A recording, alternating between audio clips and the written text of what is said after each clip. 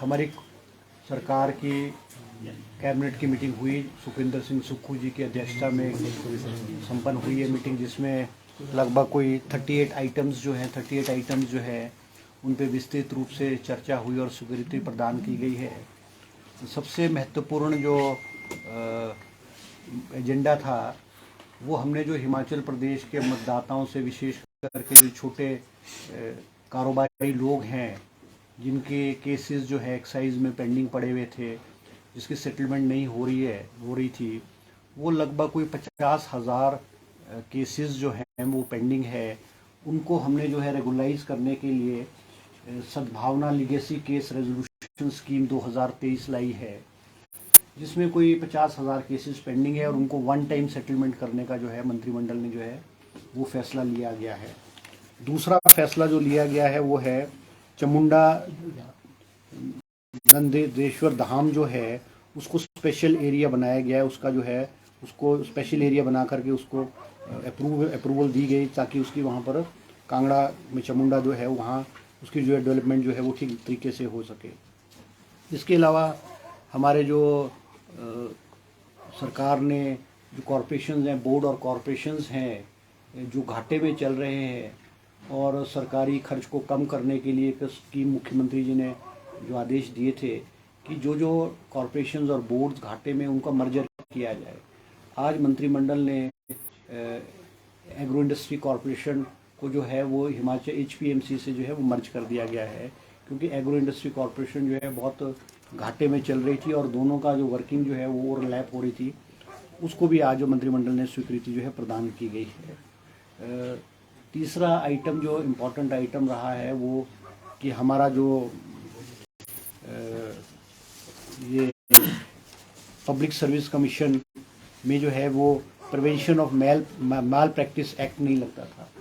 जैसे कॉलेजेस है, यूनिवर्सिटीज़ है जो नकल मारते थे, चीटिंग करते थे, उनके ऊपर माल प्रैक्टिस एक्ट लगता था। हमीरपुर सबऑर्डिनेशन बोर्ड में भी जो बच्चे एग्ज़ाम देते थे, अगर वो नकल मारते हुए पकड़े जाते थे, उनके ऊपर माल प्रैक्टिस एक्ट लगता था, मगर पब्लिक सर्विस कमीशन में नहीं था।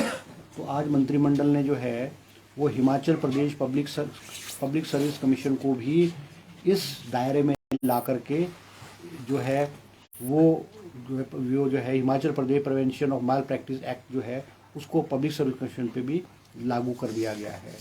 और कुछ पोस्टें जो हैं वो पोस्टें क्रिएट की गई हैं, जैसे 9 पोस्टें जो है वो HAS कैटेगरी की जो इस साल जो है 9 पोस्ट ऑफ HAS कैटेगरी की जो है वो स्वीकृति की गई है, जिसकी भर्ती जो है पब्लिक सर्विस कमीशन के थ्रू जो है वो ली जाएगी।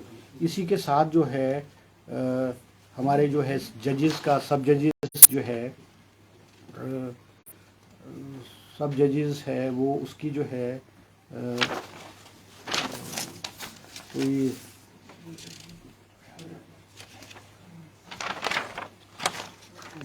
14 पोस्टें जो है सब जजेस की, मेरे ख्याल 14 पोस्टें जो है 14 पोस्टें जो है सब जजेस के लिए वो भी हुए है क्रिएट जो है कैबिनेट ने आज की है। इसी के अलावा कुछ कैटेगरीज जो है, जैसे किसी में RNP रूल्स है, RNP रूल्स की चेंजेस है, उसमें भी जो है वो की गई है। इसके अलावा जो है और कुछ रिलैक्सेशंस है, जो हमारी रोड कंस्ट्रक्शन की जो 4 लेनिंग है या नेशनल हाईवेज़ की जो रोड्स है उसमें जो टेम्परेरी स्टोन क्रशर जो लगने हैं उनको जो छूट प्रदान करने के लिए 3-4 जगह जो है वो भी उनमें रिलैक्सेशन जो है वो दी गई है। और एक रेरा जो हमारी अथॉरिटी है उसकी जो रिक्रूटमेंट है वो किसी भी एजेंसी के थ्रू नहीं होती है, तो उसको एक रेरा की रिक्रूटमेंट जो एम्प्लॉयज़ की रिक्रूटमेंट है उसको भी जो है वो हमने जो है पब्लिक सर्विस कमीशन को जो है ऑथराइज़ किया गया है। ये जो और हमारी है बेलदार्स है, 3 पोस्टें बेलदार की MC मनाली में जो है वो रेगुलर बेसिस पे क्रिएट की गई है।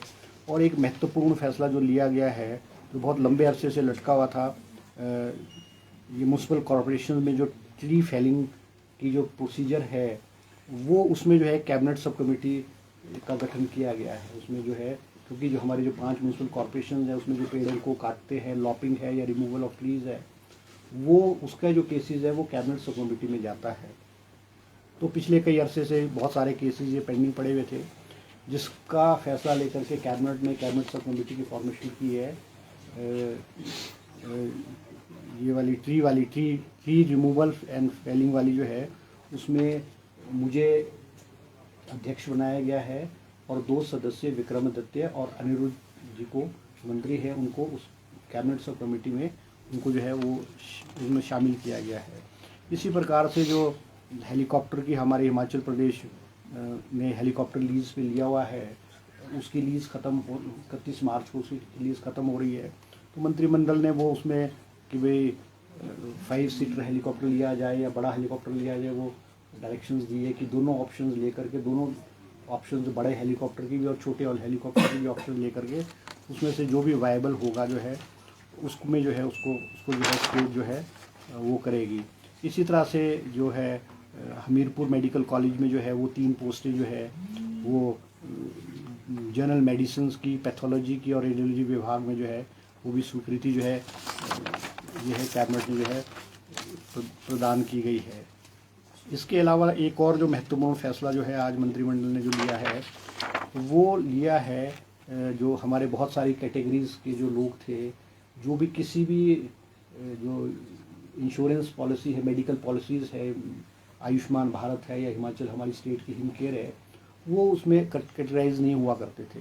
आज कैबिनेट ने फैसला लिया है कि जो आंगनवाड़ी वर्कर्स हैं, आशा वर्कर्स हैं, आंगनवाड़ी हेल्पर्स हैं, जो लोग बीपीएल में हैं, मिड डे मील वर्कर्स हैं, ऑफेंस हैं, कॉन्ट्रेक्चुअल एम्प्लॉयज़ हैं, डिसेबल्ड है और मनरेगा के एम्प्लॉयज़ हैं, वो भी हमारी जो स्कीम्स है, चाहे वो आयुष्मान भारत है, चाहे हमारी ये हिमकेयर वाली स्कीम है, ये कैटेगरी ऑफ जो लोग हैं वो भी इस मेडिकल फैसिलिटी में जो है वो जाएंगे। इनकी संख्या लगभग कोई जो फैमिली में होता है, एक फैमिली में 5 व्यक्तियों को जो है वो ऑथराइजेशन होती है मेडिकल जो है वो हॉस्पिटल में 5 लाख रुपए तक। इसमें कोई हमारी लगभग 42,713 नए परिवारों को जो मेडिकल फैसिलिटी का लाभ है वो हमारे नए इनको मिलेगा। आज मंत्रिमंडल ने जो है इस पे भी जो है फैसला लिया गया है। और 15 पोस्टें जो है वो आयुर्वेदिक डिपार्टमेंट में फार्मेसी ऑफिसर्स की बैच वाइज जो है वो सैंक्शन के लिए भी सरकार ने जो है इसमें भी जो है आज स्वीकृति प्रदान की गई है। एक पोस्ट जो है असिस्टेंट डायरेक्टर ऑफ फैक्ट्रीज, इसको भी क्रिएट किया गया है। और एक हमारे जो है central regarding proposal of MOU with the new central sponsor scheme of प्रधानमंत्री Shri PM school for raising India under central state share partnership, इसमें जो है ये गवर्नमेंट ऑफ इंडिया की स्कीम है। इसमें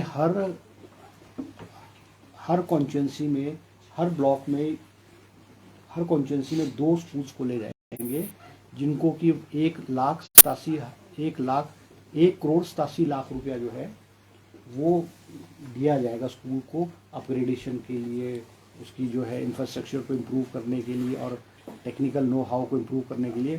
तो ये लगभग हमारे हर कॉन्स्टिट्यूंसी में 2 स्कूल जो हैं वो 1,87,00,000 रुपये हर स्कूल को अपग्रेड करने के लिए जो है वो दिया जाएगा।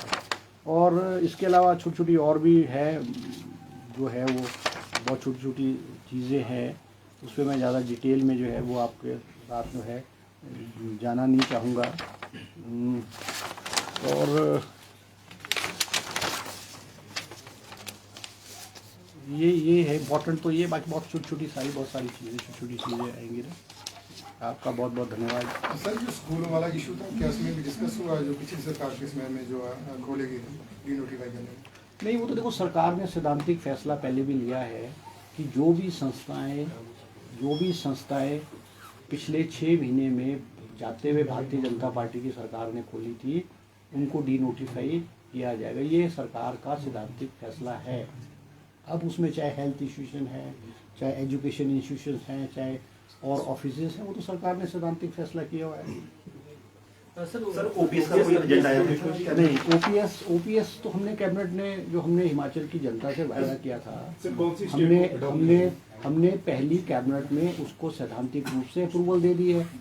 अब वो जो मॉडलिटीज़ जो है वो जो मॉडलिटीज़ है वो उस पर फाइनेंस डिपार्टमेंट वर्कआउट कर रहा है और वो एम्प्लॉयज़ के साथ बात करके चर्चा करके कर रहा है कि एम्प्लॉयज़ को क्या सूट करता है क्या नहीं सूट करता। मगर ओपीएस की सैद्धांतिक मंजूरी हिमाचल प्रदेश की कांग्रेस सरकार ने पहले मंत्रिमंडल में जो है वो स्वीकृति प्रदान कर दी।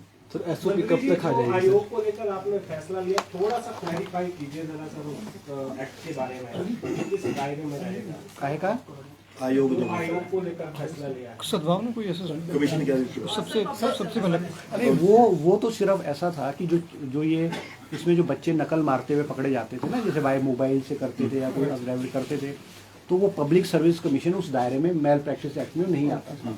उसको पब्लिक सर्विस कमीशन को इसमें जो है वो ऐड किया गया। सर वो जो हमीरपुर वाला जो काम देना था पब्लिक सर्विस मिशन को, उसमें भी कैबिनेट में कोई फैसला नहीं, उस पर कोई चर्चा नहीं। वो सैद्धांतिक रूप से मुख्यमंत्री जी ने जो पेंडिंग केसेस हैं हमीरपुर सर्विस सिलेक्शन बोर्ड के, जो जिसमें सिलेक्शन हो चुकी है और रिजल्ट निकलना है या वो हुआ है, वो सारे के सारे पब्लिक सर्विस कमीशन को जो है वो ट्रांसफ़र कर दिया और पब्लिक सर्विस कमीशन उसको with the passage of time वो भी मॉडलिटीज़ देख रहे हैं उनको किस तरह से निपटाया जाए, वो सारे के सारे पब्लिक सर्विस कमीशन उनको निपटा देंगे। कौन सी स्टेट को अडॉप्ट कर रहे हैं? पॉलिसी जो एसओपी आनी है, आइडिया एसओपी जो ओपीएस की आनी है ना सर, आप कह रहे हैं कि वित्त विभाग में काम चल रहा है। कौन सी अभी जो सर 36 अभी मुझे उसके बारे में जानकारी नहीं है, तो आपको फाइनेंस डिपार्टमेंट ही ज़्यादा बता पाएगा, मगर ओपीएस को हमने लागू कर दिया है। सर एनटीटी भर्तियाँ थी सर 4600 के आसपास शिक्षक इस पे भी कोई चर्चा नहीं। सर, और रोजगार देने के लिए जो रिपोर्ट मांगी गई थी विभाग अध्यक्षों से, फिलहाल इस रिपोर्ट का भी क्या हो पाया? नहीं, वो तो हमने मेरी अध्यक्षता में जो रोजगार से संबंधित है कैबिनेट सब कमेटी की मीटिंग हुई थी और उसमें डिपार्टमेंट्स ने हमें टाइम मांगा था। हमने कहा था भी कितनी वैकेंसीज है, किस कैटेगरी की वैकेंसीज है, किस डिपार्टमेंट में है, वो उसमें अभी तक हमें रिपोर्ट जो है डिटेल रिपोर्ट नहीं आई है। मैं दोबारा पता करूँगा और हम नेक्स्ट जो कैबिनेट सब कमेटी की मीटिंग है रिगार्डिंग एम्प्लॉयमेंट है वो जल्दी रख लेंगे। सर ये जो एक्साइज वाला 50,000 वाला, ये थोड़ा सा किस तरह के केसेस है, मतलब वैसे क्या इशू? नहीं, जो ये 50,000 केसेस है इसमें, क्योंकि इसमें जो डिस्प्यूट्स होते चले हुए कि वो जो टैक्स लगा है या कितना टैक्स हुआ नहीं है, वो डिस्प्यूटेड होते हैं। उसमें ये है कि भाई वो कोई किसी केस में पेंडिंग है, कोई सिविल कोर्ट्स में है, कोई हमारे जो एक्साइज के कोर्ट्स में होंगे पेंडिंग होंगे, उनको वन टाइम सेटलमेंट करने के लिए हमने प्रावधान किया है कि उसमें हम अगर किसी ने 100 रुपये देने हैं उस पर हम जो है सरचार्ज नहीं लगाएंगे, हम पेनल्टी नहीं लगाएंगे, हम सरचार्ज नहीं लगाएंगे उसके ऊपर। हम सिर्फ एक 10% की जो फीस है, अगर 100 रुपये किसी ने देना है तो उस पर पेनल्टी भी नहीं लगेगी, सरचार्ज भी नहीं लगेगा, इंटरेस्ट भी नहीं लगेगा। सिर्फ एक 10% 100 रुपये पे सिर्फ 10% जो है वो हम एक फ़ीस टाइप सी ले लेंगे, वो हम वन टाइम सेटलमेंट करना चाहते हैं। और ये लगभग कोई 50,000 के करीब जो है केसेस हैं और विशेष करके छोटे छोटे जो कारोबारी है, छोटे छोटे दुकानदार हैं, कोई इसमें बड़ा कोई ह्यूज अमाउंट्स नहीं है। इस टाइप की जो स्कीम्स है पिछली भारतीय जनता पार्टी की सरकार ने भी समय समय पर लाई थी, मगर उन्होंने बड़े बड़े लोगों के लिए लाई थी, जो जिसमें करोड़ों का टैक्सेस था, वन टाइम सेटलमेंट उन्होंने की गई है। मगर हमने जो छोटे छोटे व्यापारी हैं, छोटे छोटे दुकानदार हैं, जो ग्रामीण क्षेत्र में छोटे छोटे शहरों में रह रहे हैं, उनके केसेस को सेटल करने के लिए लाई थी, क्योंकि ये भी हमारा चुनावी वादा था कि हम जो कारोबारी लोग हैं, विशेष करके छोटे कारोबारी लोग हैं, वो हरास ना हो और उनके पेंडिंग केस जो है वो जो है वो सेटल किए जाए और सरकार को भी जो है वो रेवेन्यू आए। सर आउटसोर्स एम्प्लॉयज सर निकाले हैं लगभग 200-300 के आसपास, कई जिलों से रिपोर्ट आई। सर आउटसोर्स पे जो सरकार कह रही थी कि आज कैबिनेट में आउटसोर्स कर्मचारी पे चर्चा नहीं हुई, ना ही कोई आज एजेंडा था। आपने घाटे में चल रहे बोर्ड कॉर्पोरेशन को लेकर सर चुनाव के वक्त और आपकी अध्यक्षता में कमेटी बनी है कि रोजगार जो कमेटी बनी है, कब तक माने कि बेरोजगारों को ये सुनने को मिले कि उनको नहीं, हम we are on the process और हम इस साल जो है वो लगभग 20,000 जो एम्प्लॉइज़ को रोजगार देंगे।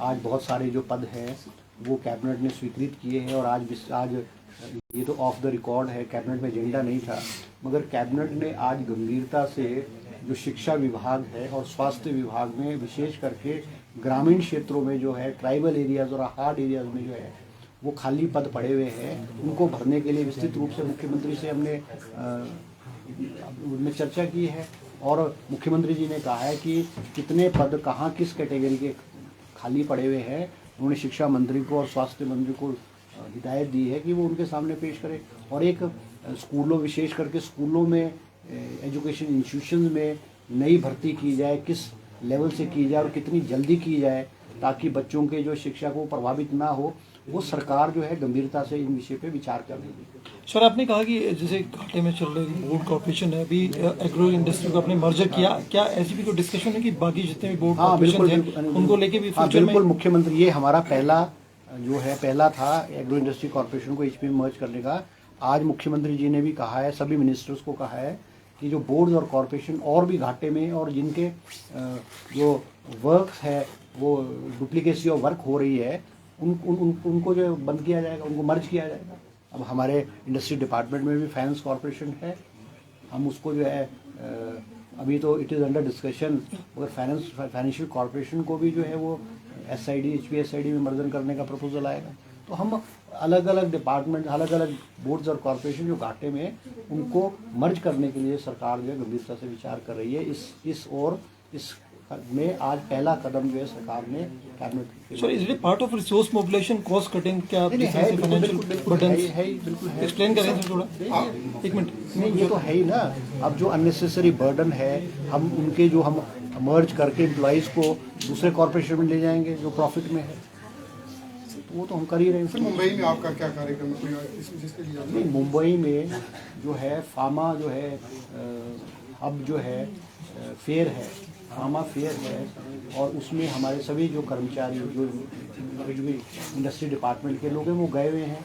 और एक्सपो फार्मा है जिसमें इंडिया की सभी नेशनल कंपनीज और इंटरनेशनल कंपनीज जो पार्टिसिपेट कर रही है।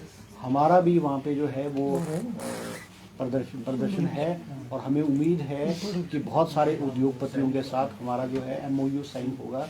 और हमारा मानना है कि कम से कम 1200 करोड़ रुपए के MOU जो है कल और परसों जो है वो हिमाचल प्रदेश के साथ जो फार्मा यूनिट्स है उनका MOU साइन होगा। ठीक है जी, ओके जी, थैंक यू।